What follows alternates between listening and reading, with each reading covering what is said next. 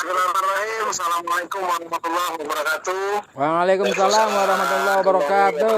Tentang teman-teman YouTuber yang saya banggakan.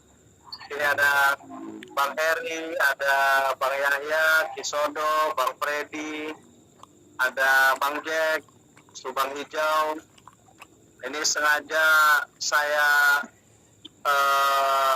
video call karena kebetulan saya sedang ada di Batam, sedang menjalankan profesi kita sebagai pengacara. Nah, ini sebelah kiri saya ada Bang Adit. Siap, Bang. Halo, abang-abang. Nah, ini yang sebelah kanan saya ini orang Batam, dan kebetulan beliau ini ketemu tadi di depan, melihat muka saya kenal. Jadi beliau ini ternyata pemerhati kasus Subang. Wah, luar biasa. Salam, Bang. Salam. Salam kenal dari Batam. Siap, salam kenal, Bang. Pengusaha asal Batam ini. Jadi memang agak sipit-sipit sedikit. Nah, jadi teman-teman semua, tadi ada Kang Heri ingin bertanya, makanya sekaligus kita sharing-sharing, kita via Zoom, via video call ya, karena biar sekalian lah kita ngobrol-ngobrol. Saya juga kangen sama YouTuber-YouTuber lain nih, yang luar biasa. Siap. Saya lihat Bang Jack selalu standby di Polda terus, mengawal Bang Freddy pergerakan. Bang Freddy ketua itu. Oh, sorry Bang Freddy maksudnya, Bang Freddy. Kalau Bang Jack kayaknya di rumah terus. Ya, di rumah terus ini. Ya. Gimana Kang Heri, ada yang mau ditanyakan Kang? Haus. Ada bentar. Kuat. Nah, Siap, Bro. Lu mau ambil, Bro. Apa? Lu kalau mau ambil. gimana nih ya? Ya, ntar Aduh, gitu. bentar. Tadi kayaknya Kang Heri mau nanya masalah yayasan ya. Masalah motif ya. Betul. Bentar, ini ada gangguan nih. Nah, ini saya mau bertanya nih, Bang. Mau bertanya, dari awal nih, saya dulu sempat ingat nih dari awal bahwa Bang Topan pernah berbicara terkait persoalan motif nih. Nah, sekarang pihak kepolisian sudah menetapkan tersangka di dalam kasus Subang ini. Yang tentunya kita semua tahu tersangkanya sudah disampaikan oleh pihak kepolisian. Nah, menurut Bang Topan sendiri terkait motif di sini, menurut analisa Bang Topan, karena Bang Topan juga sudah lama sekali mengikuti perkembangan kasus Subang, terjun langsung, kira-kira seperti apa, Bang? Ya, jadi sejak awal kita masuk dalam perkara tragedi pembunuhan kasus Subang, memang kami ini lebih awal segera menggelar perkara ini gitu loh. Dan hasil gelar perkara kita sejak 1 tahunan yang lalu atau 2 tahunan yang lalu itu, bahwa motifnya ini jelas terkait masalah harta yang putaran keuangan itu ada di yayasan. Dan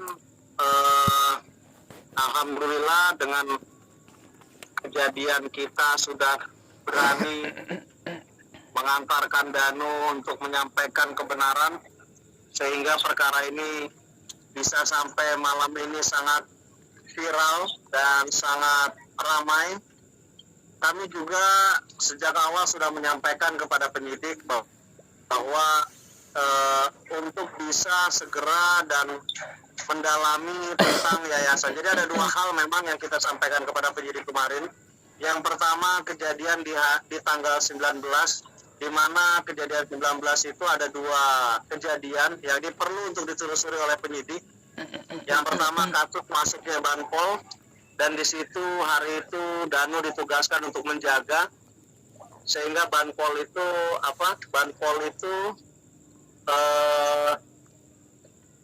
datang dan membawa Danu masuk ke dalam rumah, menguras bak mandi. Dan ini menurut saya sangat janggal karena Bampol itu datang tidak dengan surat perintah, mengingat lokasi dalam posisi di Polislet.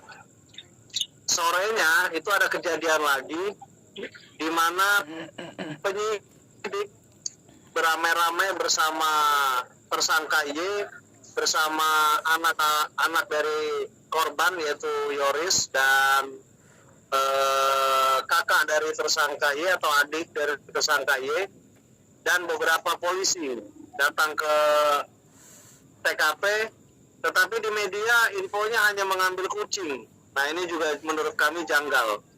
Apakah hanya mengambil kucing atau mengambil sesuatu, mengambil sesuatu, kita nggak tahu. Dan itu kita minta polisi untuk menelusuri. Kedua, yang memang menurut kami juga nggak kalah penting yaitu motif.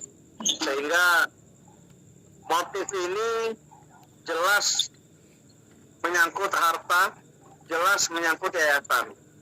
Dan alhamdulillah kita perlu apresiasi kepada penyidik, kepada kepolisian, Kapolda, Dirreskrimum, Kadif Humas, Kasubdit, semua sampai ke tingkat penyidik, bahwa saat ini polisi benar-benar sedang mendalami yayasan. Jadi kami juga mendapatkan info bahwa Yayasan Bina Prestasi Nasional ini, yang ada SMK nasional, ada SMP nasional, ini ada indikasi ditemukan data siswa yang fiktif. Maka kita dengar juga info bahwa penyidik sudah melakukan pemblokiran rekening bank BJB yang digunakan untuk menerima bansos dan dana BPMU. Gitu loh. Dan penyidik juga polisi sudah mengirimkan surat kepada Dinas Pendidikan Provinsi dan Kabupaten Subang untuk membekukan sementara bantuan dana BOS dan BPMU. Jadi ini satu apresiasi buat kita, dan saya berharap teman-teman YouTuber turut menyampaikan apresiasi, sampaikan kepada seluruh masyarakat bahwa saat ini kepolisian benar-benar serius untuk menyelesaikan perkara, dan kita berharap segera tersangka ditetapkan dan ditahan ya, sehingga tidak ada lagi cerita rumor bahwa penyidik kenapa sampai hari ini belum melakukan penahanan gitu. Tetapi ketika saya mengkonfirmasi, ya ternyata memang polisi sedang benar-benar serius untuk melakukan pendalaman tentang motif. Dan ini benar-benar menurut saya hal yang paling penting. Sehingga saya mengajak kepada teman-teman semua untuk terus mengajak seluruh masyarakat Indonesia, khususnya yang perhatikan Kabupaten Subang, untuk terus mengawal nih, agar yayasan ini benar-benar bisa, dari yayasan bisa ditemukan motifnya. Kenapa sampai si pelaku ini melakukan pembunuhan yang sangat keji terhadap keluarga ini sendiri. Jadi ini yang perlu kita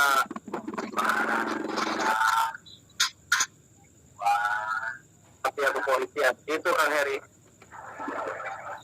Oh, oke. Bang, tadi setelah saya menyimak apa yang disampaikan oleh Abang, berarti apa yang disampaikan awal pada saat Abang terjun ke Subang, itu Abang saya ingat sudah memiliki kecurigaan terkait persoalan yayasan ini. Dan sekarang tepat sekali apa yang disampaikan oleh Abang dari awal, ini sudah ditunjukkan dengan apa yang dilakukan oleh Polda Jabar sekarang. Nah, feeling apa sih Bang kalau boleh tahu? Abang bisa, dugaan ini bisa tepat seperti itu Bang? Ya, karena ini kasus pembunuhan yang tidak wajar. Jadi sejak awal kita masuk dalam perkara ini, kami melihat bahwa ini kasus pembunuhan yang tidak wajar. Ini kasus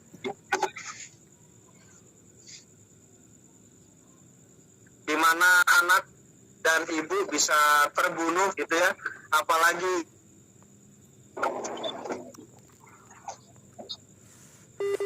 Walah. itu adalah orang-orang terdekat gitu loh. Jadi memang dari awal kami menganalisa yang pertama pelaku ini pastinya adalah orang terdekat, karena di media saya juga memantau lewat channel YouTube Kang Heri, Kang Yahya, Kisodo, Bang Jack, Bang Freddy, dan YouTuber-YouTuber lain, misalnya seperti Bang Anja, dan lain-lain. Itu saya lihat kami terus mempelajari gitu. Bang, satu lagi aja bang. Ini satu lagi Memang nanti pelaku- sebelum teman-teman nih, teman-teman satu lagi nanti teman-teman juga ingin menanyakan Ya. mungkin. Satu lagi bang, terkait tersangka yang saat ini sudah ditetapkan oleh pihak kepolisian dan bisa dikatakan akan wajib lapor ya. Jadi mungkin semua masyarakat Indonesia yang mengawal perkembangan kasus bang ini sangat bangga dengan prestasi dan keberanian penyidik Polda Jawa Barat menetapkan tersangka.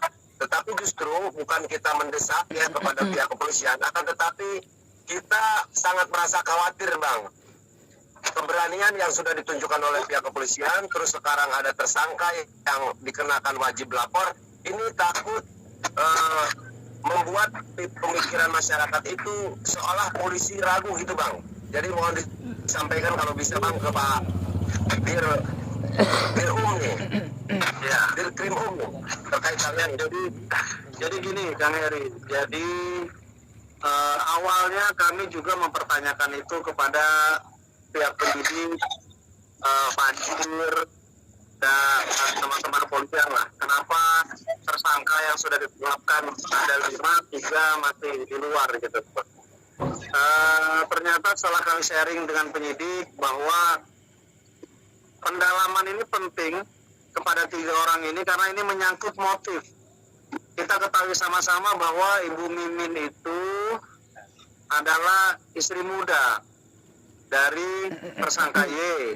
Yang terbunuh itu istri tua. Nah, sehingga menurut kami kepolisian masih dalam tahapan mendalami motif sekarang. Tetapi kita juga tidak perlu ragu karena saya yakin hari ini penyidik Polda benar-benar serius, dan mereka yang masih wajib lapor saya rasa juga 24 jam dalam pantauan kepolisian, karena kasus ini bukan kasus kaleng-kaleng. Kasus ini adalah kasus yang amat viral, amat publis, sehingga kepolisian juga pasti sangat berhati-hati gitu. Tetapi layak juga untuk kita tunggu perkembangan karena memang saat ini kepolisian sedang fokus untuk mendalami motif. Seperti yang saya sampaikan tadi, hasil koordinasi kita bahwa sekarang sedang fokus mendalami yayasan. Semoga dengan adanya pendalaman yayasan ini keluar nanti hasil yang baik gitu Kang Heri. Ya syukur-syukur kita berharap kasus ini benar-benar bisa tuntas.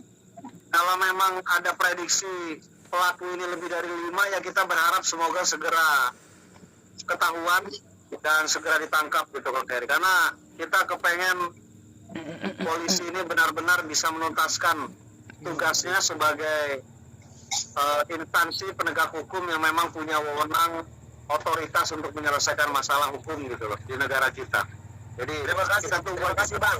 Sekarang untuk teman-teman terima kasih, cuman saya apresiasi kepada Polda Jawa Barat yang sudah membukukan nomor rekening dari Yayasan Yayasan apa tuh ya?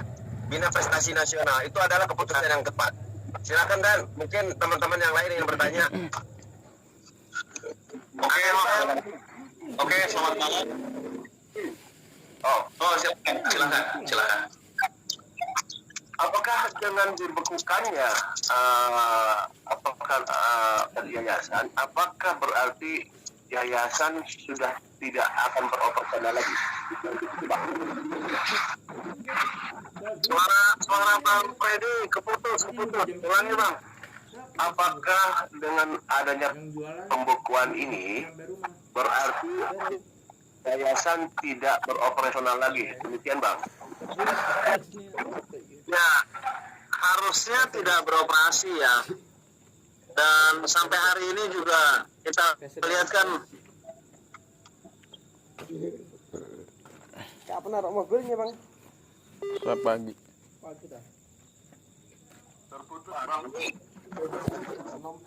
terputus sinyalnya ya? Sinyalnya. Iya. Tapi datang Sinyal terputus sinyalnya. Kayaknya ada nelpon nih. Muka saya kelihatan nggak sih muka saya? Kisodo, Kaki ngumpat. Kisodo mah kameranya gerak-gerak terus, ganteng. Mas. Lagi nelpon bang. Kayak live streaming Ya. bagus. Ya, jadi jadi terkait yayasan seharusnya memang tidak difungsikan dan tidak dijalankan gitu. Lagian dari dulu juga kita lihat yayasan ini juga antara mati gitu, hidup sedang mati tahu gitu ya. Jadi kita juga belum pernah tahu bahwa yayasan ini benar-benar ada siswanya apa benar gitu loh. Dan misalnya dana bos ini cair berapa sesuai dengan laporannya, kita nggak tahu lah. Kita serahkan semua kepada penyidik saja. Itu Bang Freddy. Ada lagi Bang Di Jack? TikTok ada abang itu. Ada. Cuman ya keluar dari yayasan juga ini. Soalnya penting. Erwin. Itu terkait kemarin pencarian masalah. Misalkan kalau tidak ditemukan gitu. Bagaimana tentang kasusnya gitu, Komandan? Suaminya kan pembunuhan itu. Nggak ditemukan apa? Misalkan kemarin kan mencari masalah pencarian barang bukti seperti golok dan lain-lain. Sedangkan golok tidak ditemukan kan.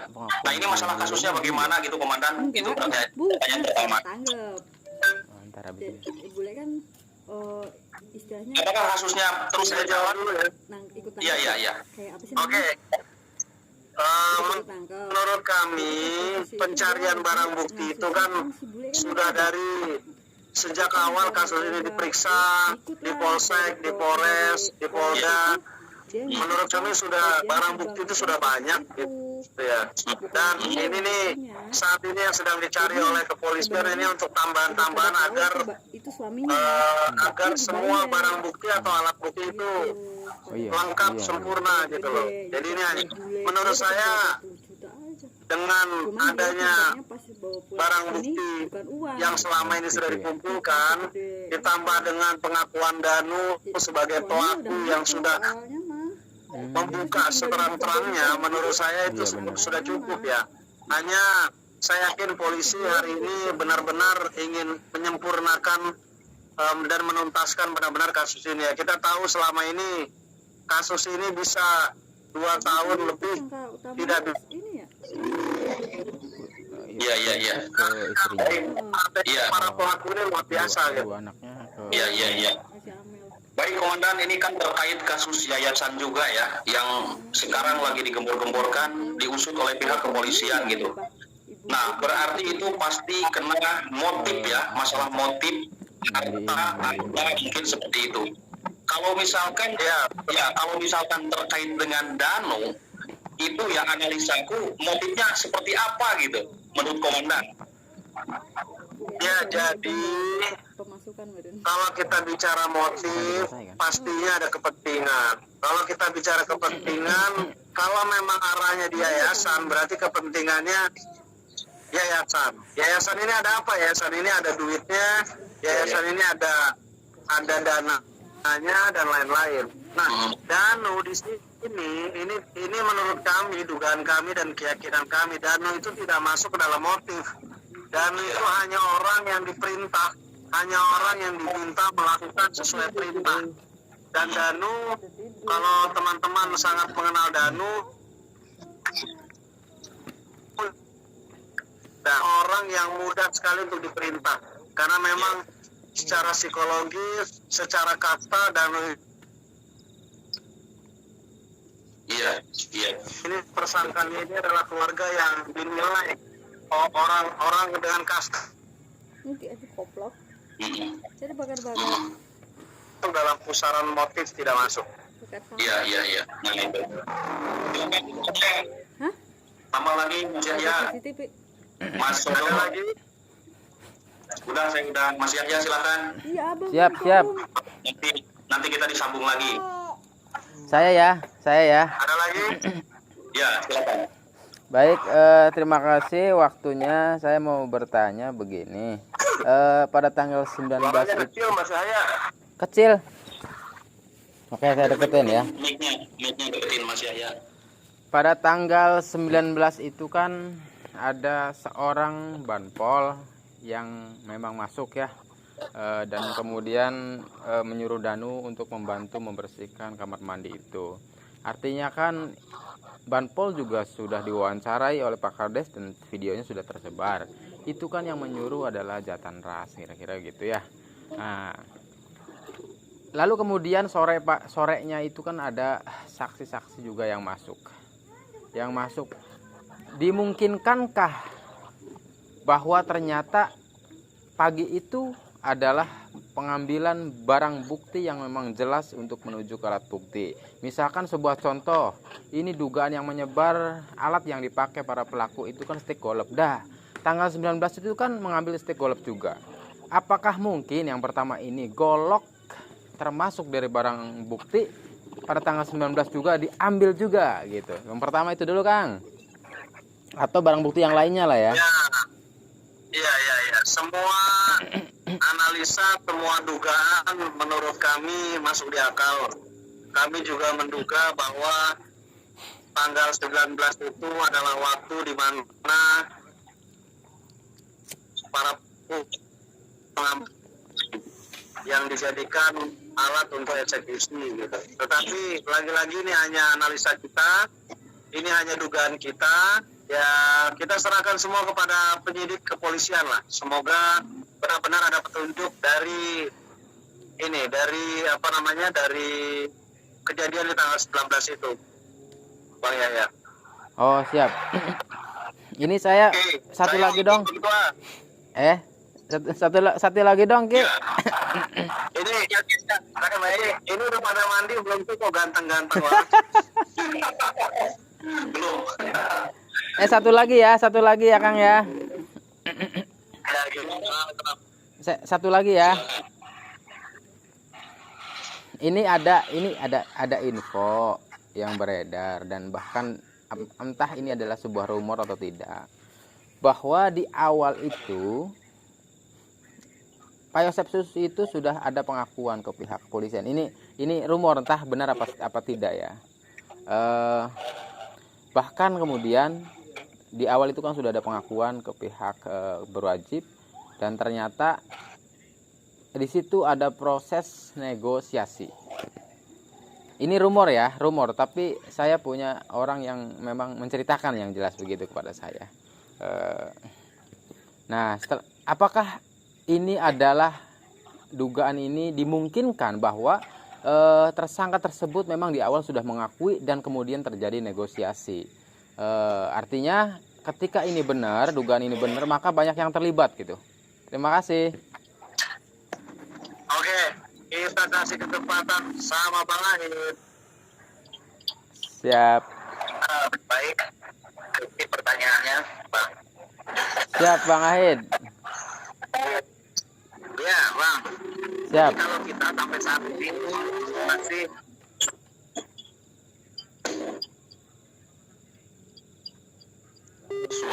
jeda Putus-putus suara. proses penegakan hukum ini secara baik dan benar. Ya, sampai saat ini kami tetap percaya dan berharap bahwa kepolisian masih tetap memegang komitmen untuk menuntaskan kasus ini, menegakkan hukum secara baik dan benar. Kami tidak pernah berpikir bahwa kepolisian ada deal-deal atau ada atau ada kesepakatan akan menghilangkan atau mengkaburkan kasus ini tidak sesuai dengan semestinya begitu. Jadi kalau namanya gosip kan bisa-bisa saja dihembuskan oleh pengungkapan proses kejahatan ini begitu. Ini kan sebetulnya hal-hal yang memang sengaja ditiupkan untuk menggembosi kepercayaan publik terhadap penyidik, terhadap kepolisian begitu. Jadi kita sampai saat ini percaya dan yakin bahwa polisi dalam hal ini adalah penyidik masih tegak lurus menjalankan fungsinya sebagai aparat penegak hukum membongkar kasus ini, Bang. Oh, siap. Jadi intinya masih kita meyakini polisi masih profesional, nggak ada lah gosip-gosip, nggak ada. Saya tahu betul bahwa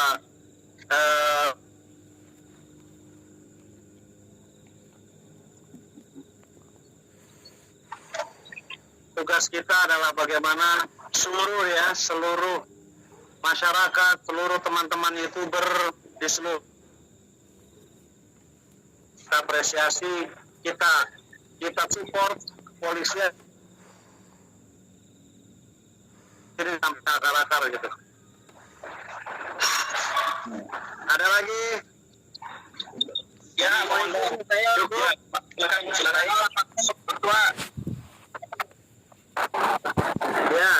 Ya, assalamualaikum teman-teman semua. Waalaikumsalam. Saya hanya ingin menanyakan berkaitan dengan Kang Yoris yang katanya itu sudah mengetahui pelaku berdasarkan laporan dari Danu. Itu apakah benar? Bagaimana kebenarannya, Pak Ketua? Terima kasih.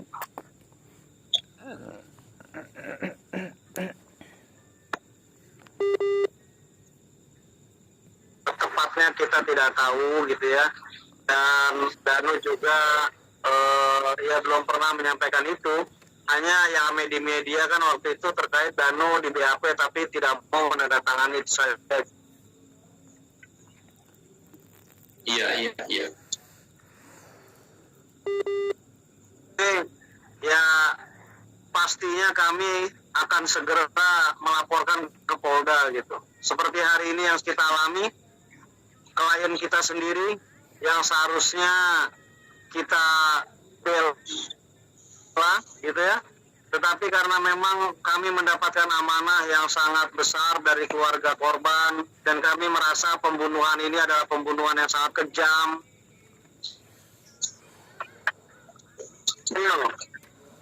Membuat Danu untuk membongkar semuanya, ya kami tidak perlu menunggu pertimbangan apapun. Kami langsung menyampaikan bahwa agar Danu berani untuk menyerahkan diri. Mati nggak ya itu posisi rekamannya? Saya janjikan untuk tetap saya kawal sampai tuntas. Dan waktu itu kalau Danu tidak membongkar, saya menyampaikan bahwa saya akan tinggal Danu gitu. Karena kita ini berjuang lillahi ta'ala, kita bantu keluarga korban dengan niat yang tulus, tanpa bayaran sedikit pun, tanpa ada tendensi apapun.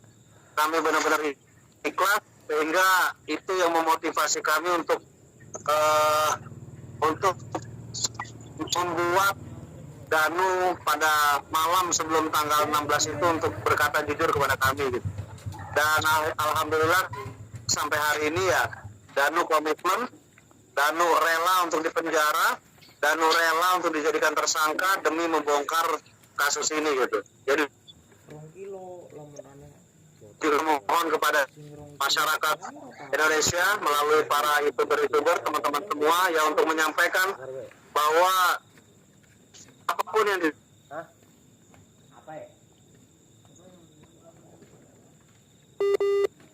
keputusannya sendiri, tetapi apa yang Danu lakukan hari ini merupakan apresiasi buat kita semua bahwa dengan langkah Danu hari ini kita bisa kembali membahas kasus Subang dengan progres yang luar biasa gitu. Dan ini menurut kami satu hal yang patut kita syukuri.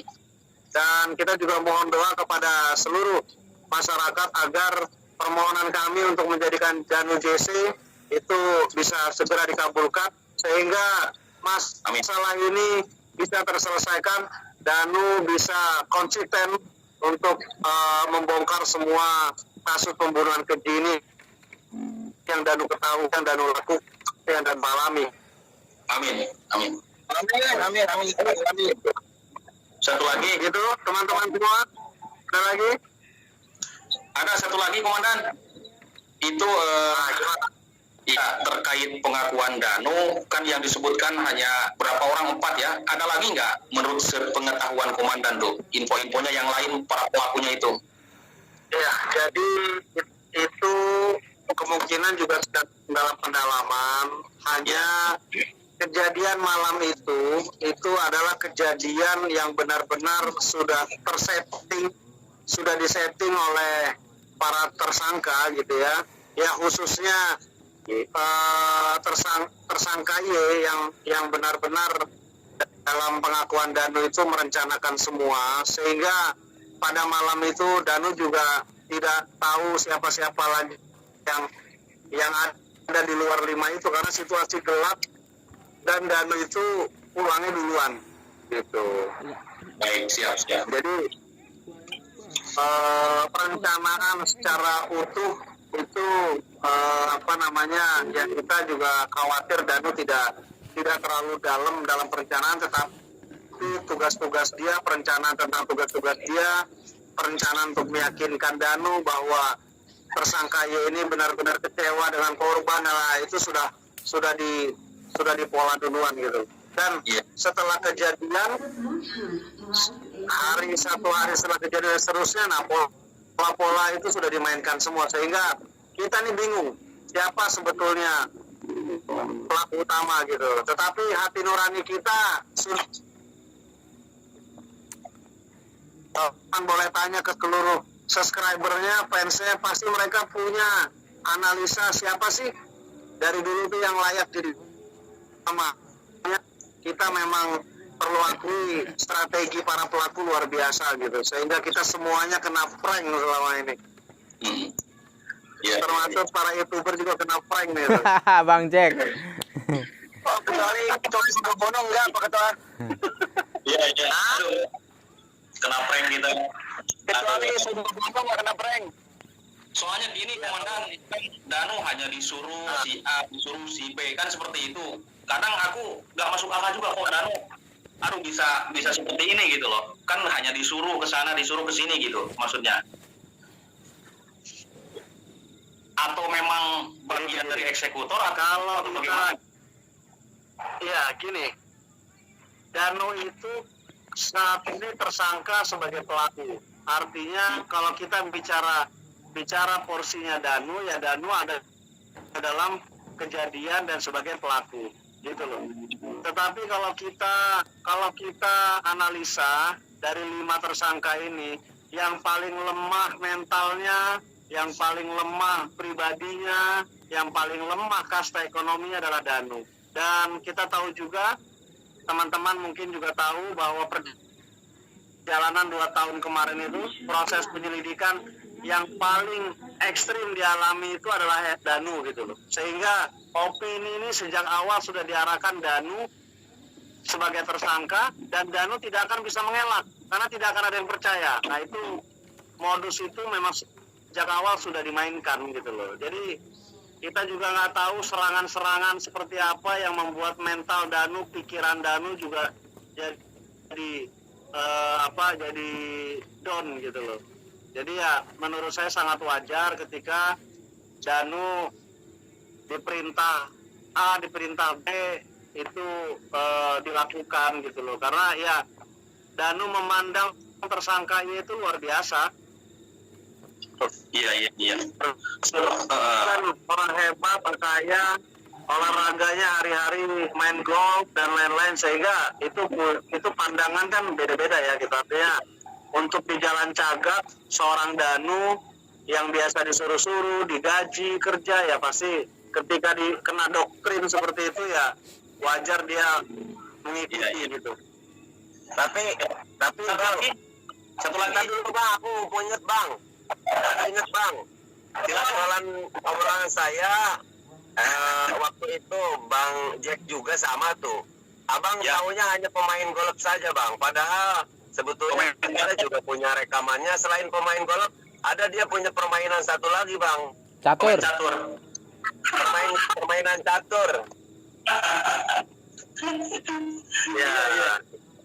Catur, saya juga hobi catur. Jadi catur ini sebetulnya, pemain catur ini biasanya jago strategi. Jadi saya ini dalam menggapai karir dan lain itu selalu pakai strategi. Bisnis harus pakai strategi. Terus politik strategi, menyelesaikan perkara juga harus pakai strategi. Nah untuk yang ini mungkin strategi bagaimana caranya membuat perkara tidak bisa dituntaskan gitu. Iya, iya. Kira-kira jadi strateginya digunakan untuk hal yang seperti ini gitu. Ya, betul. Ini komandan satu lagi terkait pengakuan Dano ya, atau menyebutkan nama-nama Yosep, Yoris, Yosep, Mimin, Arji dan Abi. Ini kan belum mengakui nih. Bagaimana tetap akan jadi tersangka atau bagaimana Mas Dano saja gitu kan? Itu yang jadi bahasan kita. Ya, jadi kepolisian itu menentukan tersangka yang pertama dengan alat bukti. Alat bukti dirasa sudah cukup, kalaupun belum ngaku ya kemungkinan besar ya tetap akan jadi tersangka gitu loh. Jadi pengakuan ini kan bukan satu-satunya alat bukti. Iya. Ada surat, ada ahli, ada bukti uji lab, petunjuk lain itu banyak gitu. Jadi saya penyidik hari ini lebih rileks untuk menghadapi pertanyaan-pertanyaan seperti itu karena saya yakin mereka sudah hampir 99% atau ya 90-an lah, 90% itu sudah sempurna gitu. Jadi nggak ada masalah, tersangka nggak ngaku nggak ada masalah. Yang terpenting alat-alat bukti sudah cukup ya pasti ditangkap gitu. Ya, amin. Siap. Satu lagi, jangan kelamaan, ini sudah malam. Satu aja. Apakah pengakuan Dano sudah 100%, Bang? Insya Allah pengakuan Danu sudah sempurna menurut kami gitu ya, karena pengakuan Danu sudah diuji melalui dua olah TKP, 2 kali olah TKP. Yang pertama bersama Pak Dirumnya, yang kedua kemarin juga bersama Dirum dan Kapolda langsung turun. Dan menurut kami yang diakui Danu apa yang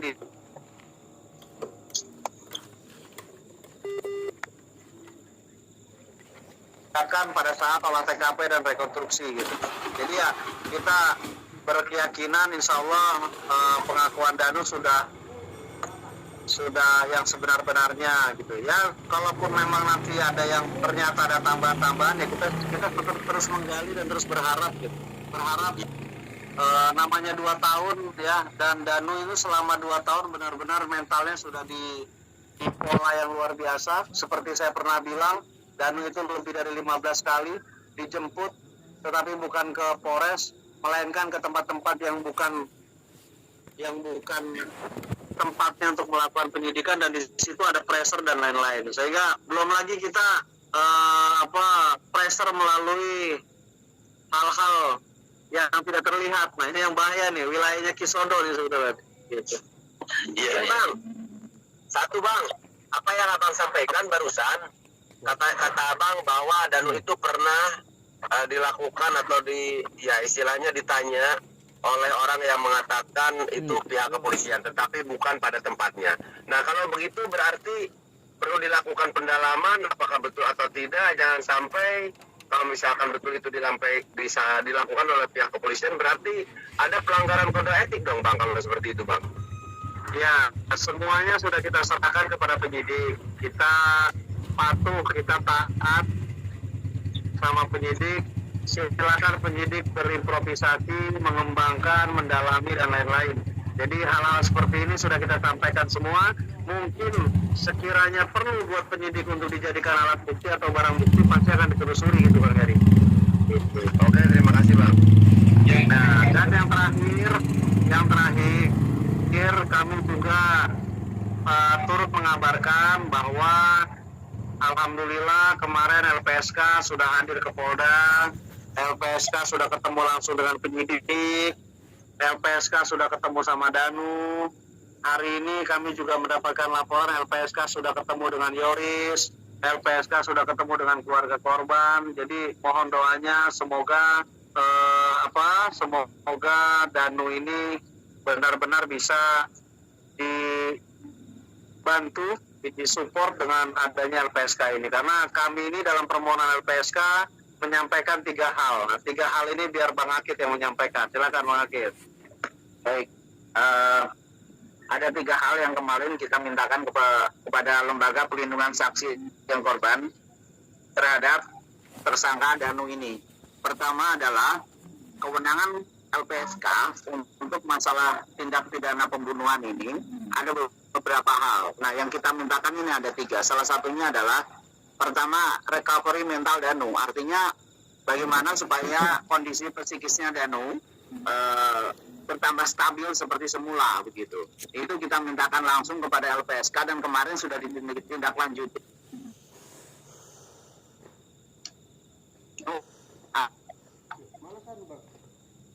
Sana.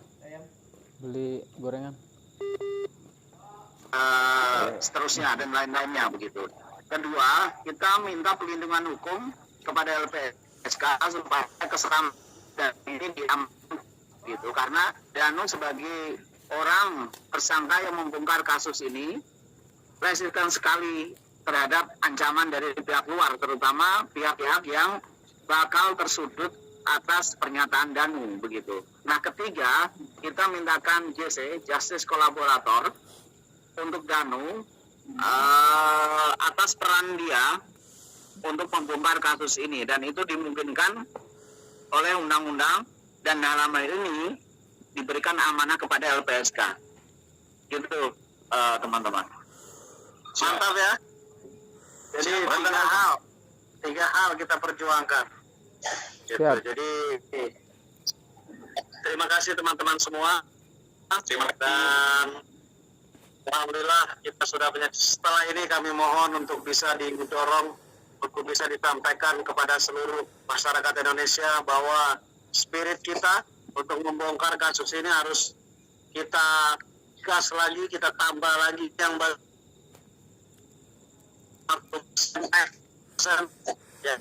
persen dituntaskan sampai 100%. Amin. Amin. Nah, terima kasih. Nah, ini Bang Desmond, ada yang mau disampaikan pengawal kasus Subang nih. Silakan. Ya, teman-teman, terima kasih teman-teman YouTubers. Kasus Subang ini udah dikawal dan kita patut berterima kasih sekali kepada Bang Tovan, sehingga kasus Subang ini selama 2 tahun bisa terbongkar dengan terang-terangan sampai hari ini penetapan tersangkanya sudah ada. Jadi untuk teman-teman YouTubers juga mohon dikawal biar lebih mohon dikawal untuk kelanjutan berita Subang ini. Jadi harus lebih berani teman-teman YouTuber, benar nggak? Biar kita ada update-nya juga khususnya di Batam. Siap. Jadi Bang Desmond ini komunitasnya banyak ternyata. Kapan-kapan saya mau diundang, mereka mau kumpul-kumpul semua yang pengawal kasus Subang, luar biasa. Ya. Bang Desmondnya ajak di Subang aja tuh. Malah tahu dari Batam aja. Malah Bang Desmond mau undang semua YouTuber ke Batam. Siap. Atau bila perlu Batamnya pindahin ke Subang.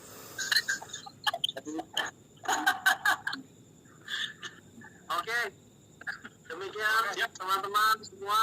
Saya Ahmad Taufan Sudirjo, sebelah saya rekan kita Bang Aisyaroni, ada juga Bang Desmond. Mengucapkan ribuan terima kasih kepada seluruh masyarakat Indonesia, kepada teman-teman YouTuber. Semoga ikhtiar kita untuk menuntaskan kasus ini bisa segera selesai. Amin. Ya.